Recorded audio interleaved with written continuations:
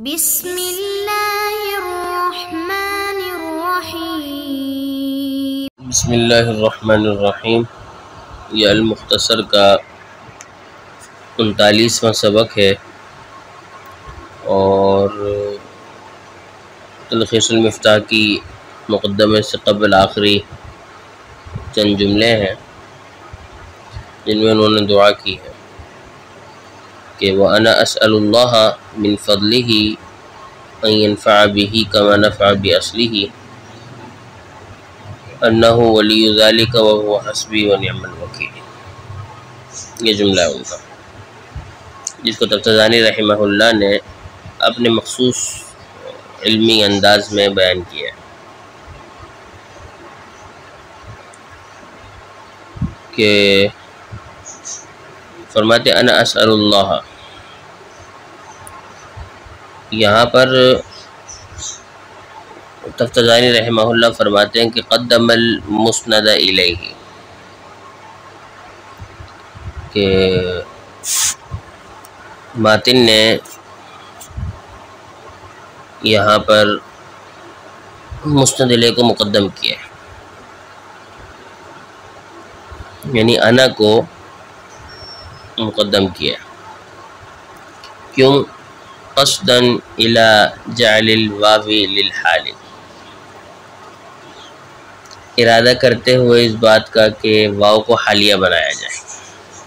یہ انہوں نے ایک بات کی، اس کو سمجھنے کے لیے تھوڑی تفصیل درکار۔ تفتزانی رحمہ اللہ کے کہنے کا مقصد یہ ہے کہ انہوں نے انا کو اس لیے مقدم کیا ہے کہ واو کو حالیہ بنانا درست ہو سکے۔ کیونکہ اگر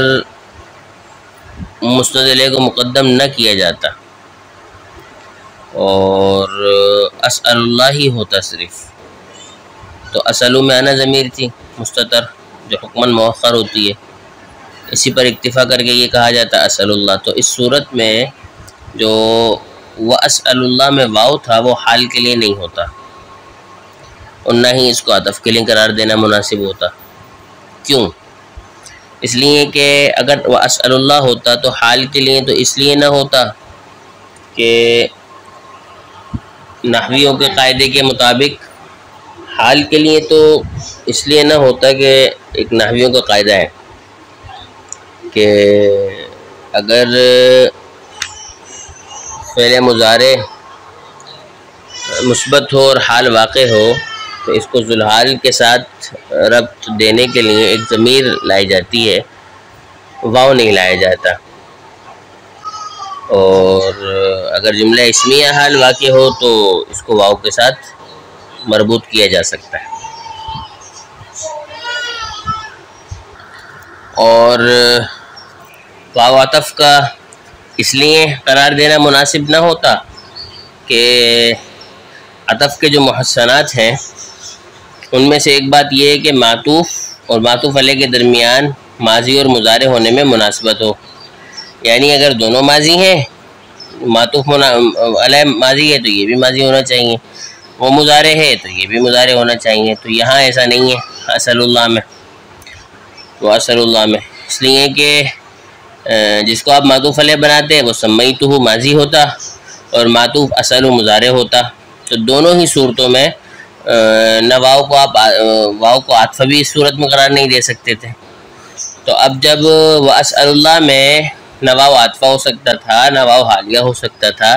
تو اب مصنف رحمہ اللہ نے یہاں پر انا جو مسند الیہ تھا اس کو مقدم کر کے اس کو جملہ اسمیہ بنا دیا تاکہ اس واو کو واو حالیہ قرار دینا درست ہو، وَأَنَا أَسْأَلُ اللَّهَ کر دیا۔ تو اسی کو مصنف رحمہ اللہ نے انا اسأل اللہ کہا اور مشارع نے کہا قدم المسند الیہ، کہ مسند الیہ کو مقدم کیا، یعنی وَأَنَا کو مقدم کیا قصداً الی جعل الواو للحال، واو کو حالیہ بنانے کے لیے، کیونکہ واسأل اللہ ہوتا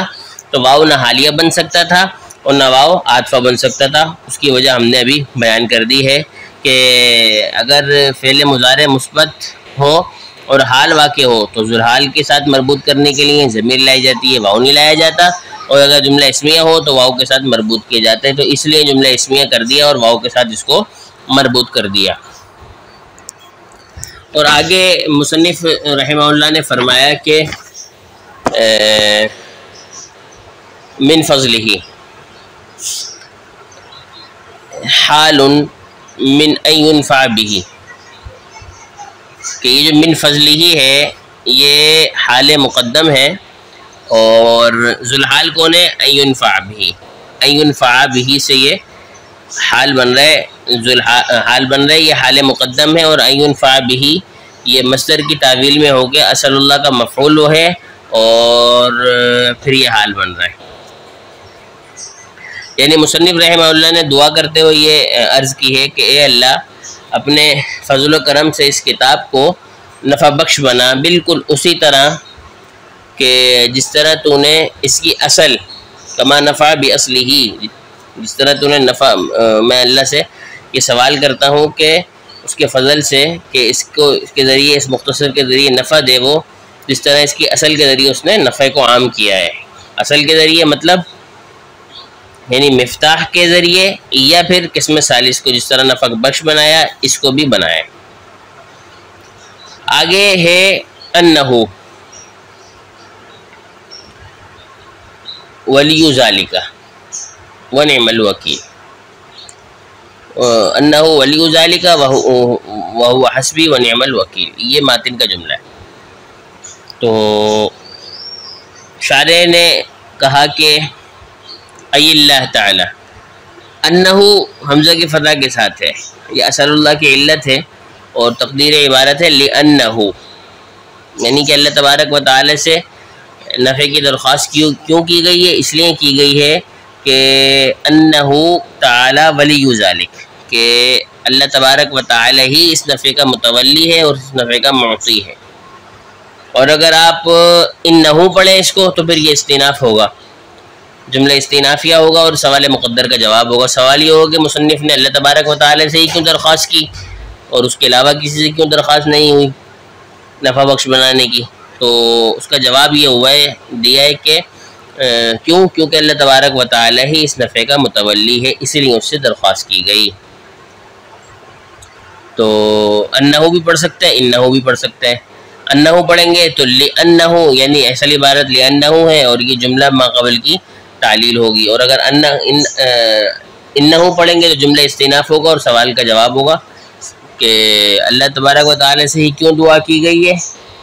نفع بخش بنانے کی؟ تو انہو ولی ذالک، کہ وہ اسی کا ولی ہے، معطی ہے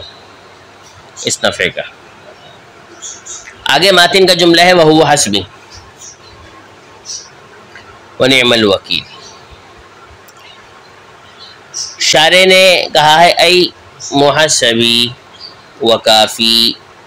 یہ شارح نے کہا ہے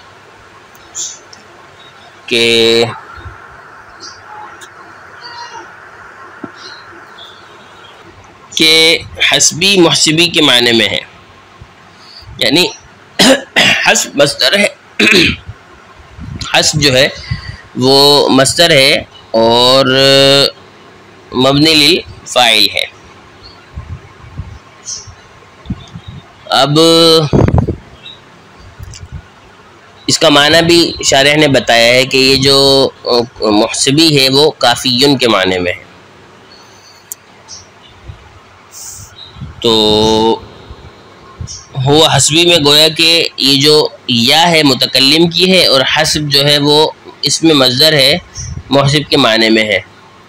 محسبی، اور یا متکلم کی ہے، معنی ہو گیا اس کا کافیون۔ اب کافیون میں دو یا ہیں، ایک لام کلمے کی ہے اور دوسری خود یا متکلم کی ہے، یعنی کافیون ہے۔ یہ سوال ممکن ہے یہاں ایک پیدا ہو کہ شارح رحمہ اللہ نے حسبی میں حسب جو ہے اس کو محسبی، یعنی کہ اس کو محسب کے معنی میں کیوں لیا گیا، شارح نے یہ کیوں بیان کیا، اس کی کیا وجہ ہے؟ تو اس کا جواب یہ ہے کہ حسب جو ہے وہ مصدر خبر ہے، یعنی مصدر ہے اور خبر ہے۔ ہوا حسبی میں ہوا مبتدا ہے، حسبی مصدر ہے، خبر ہے، اور خبر کا حمل مبتدا پر ہوتا ہے، اور یہاں پر بھی ایسی ہوگا کہ حسب کا حمل جو ہے وہ ہوا پر ہوگا، لیکن حسب چونکہ مصدر ہے اور اس کا حمل ذات پر اس طرح لازم آئے گا، وہ ذات ہے، حالانکہ وصف کا جو حمل ہے وہ ذات پر درست نہیں ہے۔ اس لیے شارح رحمہ اللہ نے حسب کو محسب کے معنی میں، اس میں فاعل کے معنی میں لیا، تاکہ یہ خرابی لازم نہ آئے کہ مصدر کا حمل ذات پر ہو، یہ نہ آئے، بلکہ اس میں فاعل جو مضارع کے معنی میں ہوتا ہے اس کا جو ہے وہ حمل ذات پر آ جائے۔ آگے شارح نے اس کا معنی بھی بتایا کہ وہ حسبی کا مطلب ہے کافی، وہ مجھے ہی کافی ہے، یعنی وہی میرا کارساز ہے، وہی میرا مددگار ہے، اور اس کی مدد مجھے کافی ہے، ہر حال سے، ہر حوالے سے، ہر حال میں، ہر طریقے سے اس کی مدد مجھے کافی ہے۔ آگے ہے ونعم الوکیل۔ اس میں آگے جو مصنف رحمہ اللہ نے عطف اما علی جملہ وهو حسبی والمخصوص محذوف و اما علی حسبی ای وهو نعم الوکیل، یہ شارح رحمہ اللہ نے یہاں پر اپنی ایک عالمانہ تقریر بیان کی ہے۔ شارح رحمہ اللہ فرماتے ہیں کہ نعم الوکیل سے جو پہلے واو ہے وہ نہ تو عاطفہ ہے، نہ تو حالیہ ہے، نہ اعتراضیہ ہے۔ حالیہ اس لیے نہیں ہے کہ نعم الوکیل جو ہے وہ جملہ انشائیہ ہے، اور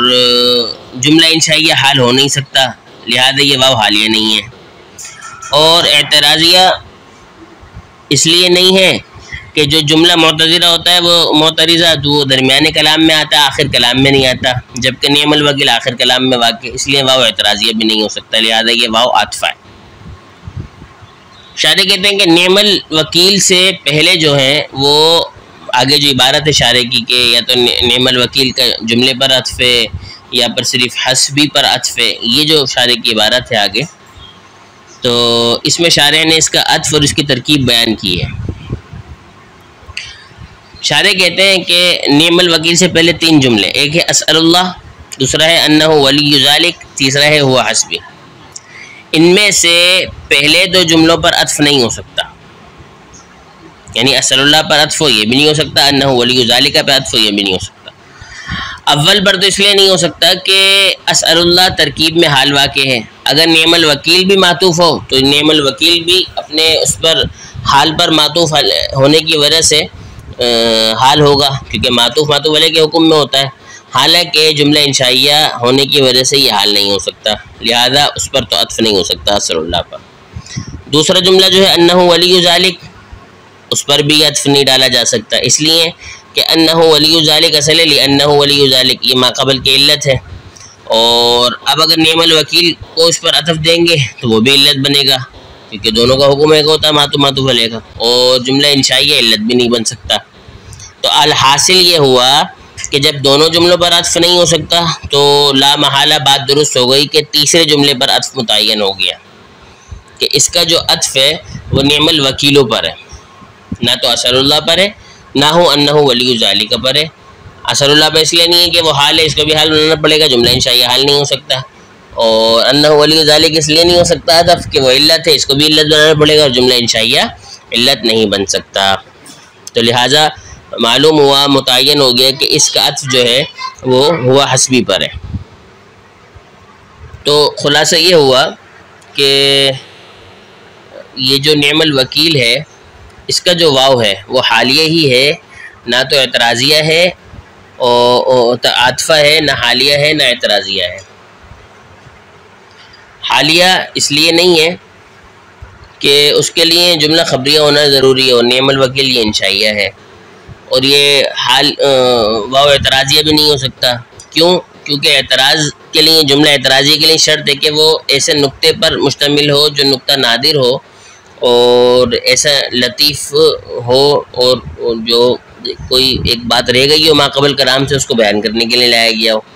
تو ایسے جملے پر واو اعتراضیہ داخل ہوتا ہے، اور نیز وہ وسط کلام میں بھی ہو، تو یہاں پر نہ تو وہ اس طرح وسط کلام میں ہے، نہ ہی کسی ایسے اہم ترین نقطے پر مشتمل ہے، تو اعتراضیہ بھی نہیں ہو سکتا، تو لہٰذا متعین ہو گیا کہ جب دونوں احتمال نہیں ہو سکتے تو پھر یہ متعین ہو گیا کہ واو یہاں پر عاطفہ ہو۔ پہلی بات تو یہ کہ دوسرے احتمالات باطل ہے، اور دوسری بات یہ کہ اصل میں یہ اس میں جو ہے نا واو میں عطف ہی ہے، اور عطف جملے وہو حسبی پر متعین ہے. کیوں؟ کیونکہ اس سے قبل 3 جملے ہیں، ایک اسأل اللہ، دوسرا انہ ولی ذالک، تیسرا وہو حسبی. پہلے پر دونوں پر عطف صحیح نہیں ہے، اس لیے کہ دونوں میں پہلے جو ہیں یعنی اسأل اللہ میں اور انہ ولی دونوں میں جامع مفقود ہے، کیونکہ ایک خبر ہے اور دوسرا انشائیہ ہے. نیز وہ حال واقع ہو سکتا ہے، یہ حال واقع نہیں ہو سکتا. اور انہ ولی ذالک وہ جملہ معللہ ہے جو خبر ہوتا ہے، انشاء تو ہو نہیں سکتا. تو لہٰذا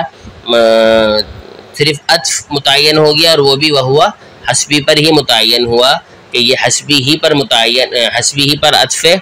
اور نعم الوکیل جو ہے وہ معطوف ہے، واو عاطفہ ہے، اور ہوا حسبی اس کا معطوف علیہ ہے. اس تفصیل سے یہ معلوم ہو. لیکن عطف اما علی جملۃ وهو حسبی والمخصوص محذوف، یہ جو تفصیل ہے مصنف رحمہ اللہ نے نعم الوکیل کے ہوا حسبی پر معطوف ہونے کو بھی مفصل بیان کیا ہے، جس کو ہم انشاءاللہ اگلے سبق میں بیان کریں گے. اللہ تبارک و تعالیٰ اس کو سمجھنے کی، برتنے کی اور علم بلاغت سے قرب اور پھر قرآن تک پہنچنے کی توفیق عطا فرمائے. وما توفیق الا باللہ.